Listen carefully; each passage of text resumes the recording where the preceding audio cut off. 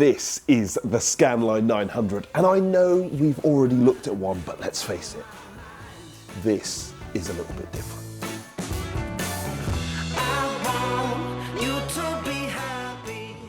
If you want to see that original review, you can click somewhere around here and see that. But today we're focusing on a slightly more authentic Scandinavian experience. And obviously in the UK, these thermal mass ideas haven't done very much, but they are huge in other parts of Europe. Obviously Scandinavia, parts of Germany, France, and anywhere that wants things that are cool, let's be honest. Okay, lighting is a little bit different because often when you're lighting a stove, you want it to get up to temperature quickly, but we've got an awful lot of thermal mass which might make it take longer, but we're going to find out.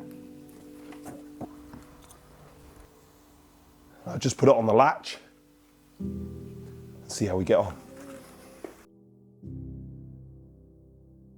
Right, it's all up to temperature and our lunch is cooking in it.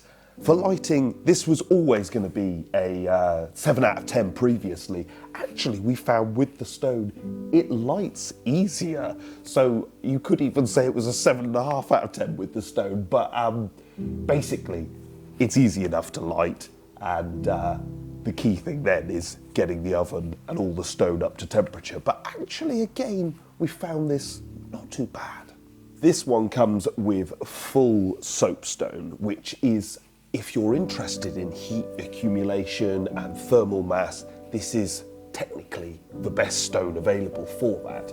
We've gone for the oven, and that basically is entirely so we can cook our lunch for after we finish filming. So, can you pass me some food? Steak and ale pies, anybody? Amy, you want chicken and leek, yeah? And pièce de résistance, rainbow fries, obviously. Above that, we've got a heat accumulation stone so that we can build up a lot of heat. There is also a little lever for opening and closing that to allow that heat out. Then we've got a fantastic You see this? area for the ash pan, which is famously wonderful. We've then got another little cubby hole for our fire lighters, matches, bits and pieces. They do give you a little, obviously it comes with a glove. You'll see this in the other review, but there's, a glove and whatever else, but you also get and it's just a simple scourer, but the whole idea is you don't use this on the washing up. This is just about cleaning off the stone if somebody were to put a mucky fingerprint on it. Basically, you just sand it off and it always looks phenomenal.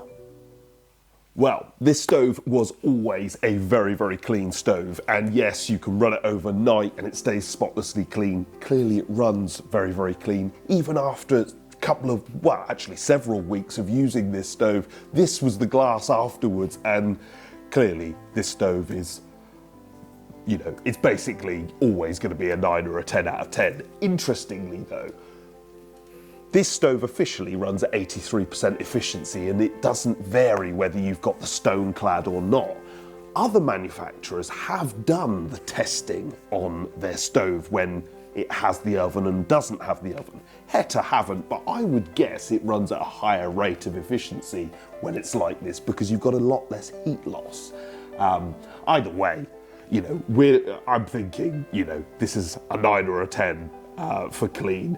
And maybe with the stone, it's a 10 out of 10. But you do then have the new problem of I'm cooking, but I don't want any fat and rubbish on my stone. So let's say it's a 9 out of 10. Controls and build quality. Now, obviously, how this stove operates is the same as the standard version. We've still got the fantastic ash pan setup. And obviously, as you can see here, even after several weeks of burning, we still haven't filled the ash pan, so it's fantastic to use. Obviously, the build quality of any Heta is a pretty special thing, but it is the build quality that I think the stone version starts again to go ahead of its standard version. Not that the standard version isn't beautifully made, it obviously is, but here we've got a fantastic drawer that makes things very, very neat and tidy, all beautifully put together, and it does have this rather lovely soft close function, which is fantastic to behold. You've then obviously got the actual finishing of the thing, and I know the standard version is beautifully finished, but equally it can't really compete when you've got things like an oven and all of this so beautifully finished. You just want to touch it. You've just got to make sure you've got clean hands when you do. But, oh, it just invites you in. Build and obviously control. It's a 10 out of 10. Easily a 10 out of 10. I didn't even set that up. I haven't put in lots of fuel to try and make this as impressive as anything, but it's just a 10 out of 10, no doubt.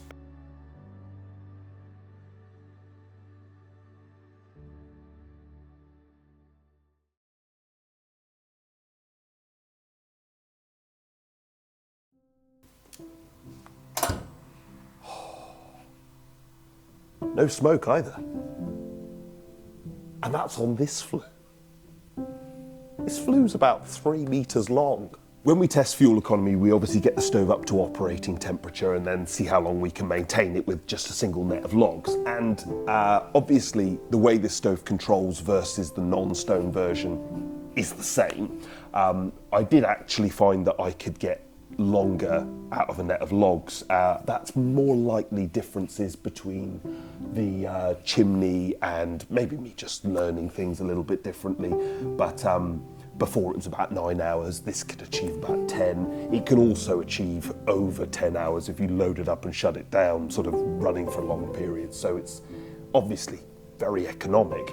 We then look at the fact that clearly this thing costs vastly more than the standard version, but we are getting one heck of a showpiece and we're getting a few more utilities. We've got the oven. When we did some testing between this stove fully closed and then we actually just stripped all the stone off it and started trying to experiment with it, there were massive differences in terms of how long this room stayed warm, how long this stove stayed hot even after it stopped flaming. So there are genuine improvements. However, I think you really have to rely a little bit on the showmanship of this stove to give it some economy. I think the standard version is a 9 out of 10 and I think this is an 8 out of 10 because we are paying significantly more and we're gaining a bit more utility. But perhaps, if I'm honest, despite the fact that I want to be generous to this, if I'm honest, we're perhaps getting more of a showpiece, which from an economy point of view, that's very opinion-based. It's an 8 out of 10 versus a 9 out of 10 in this particular area. Well, I'd have the stone one, and I'd have the oven too. Let's be honest, if we are going in for not just a Heta Scan Line 900, but anything of this type of very expensive tall cylindrical big output stove, we're already in for a lot of money. And if I could stretch to it, this is just on another level. It is cleaner on the glass. It is going to be more efficient. It is better finished. It is more spectacular. It is more of a showpiece. It does have more utility. The whole room is more balanced rather than on a graph, these zip ups in temperature and these drop downs. It's more of an arch. I love it. I think mostly I'd want this one because it is more spectacular. And from a percentage point of view, once I've bought the flue and I've had it fitted and I've bought the standard version of the thing, maybe it's 20% more, maybe it's 30% more, but the effect is 100% more. Just look at these shadow gaps. We get to cook lunch in this and eat in front of it. Some days I stay down here after work and Amy's had to call me in the evening to come home. Can you buy the hype of it being all about function? No. But is it function? Can a cheaper version have the same effect?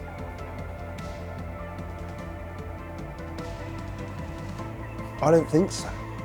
Heating could become a full-time job. Obviously, it is my full-time job, but most of us don't want that. We want easy, we want convenience. We want it to just be there and just do it. And this thing does. It will burn all day. I come home from work and this room is still boiling hot and it's all still working, and I can just chuck a log on and chuck my dinner in it, and I can run it overnight, and it's there like a dependable dog, just ready to solve all my problems all over again. I can genuinely have my pies and eat it.